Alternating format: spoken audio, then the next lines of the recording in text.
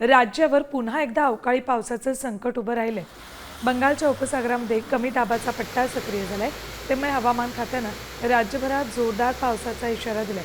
पुढील 4 दिवस राज्याच्या विविध भागांमध्ये वादळी वाऱ्यांसह पाऊस पडण्याची शक्यता आहे। यात कोकण, गोवा, मराठवाडा आणि मध्य महाराष्ट्रात जोरदार ते मुसळधार पावसाचा अंदाज वर्तवलाय।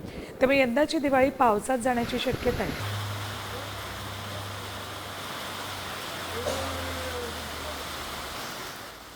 22 ऑक्टोबरला रत्नागिरी, सिंधुदुर्ग, सातारा, सांगली, कोल्हापूर, नांदेड या जिल्ह्यांना पावसाचा इशारा दिलाय।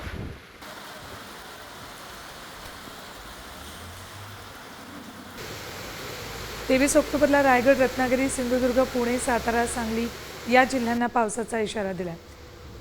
23 तारखेलाच कोल्हापूर, सोलापूर, धाराशिव, लातूर, बीड, नांदेडमध्येही पाऊस कोसळणार आहे। तर 23 तारखेलाच वाशिम, यवतमाळ, वर्धा, चंद्रपूर, गोंदिया, गडचिरोली या जिल्ह्यांमध्ये पावसाचा अंदाज वर्तवला।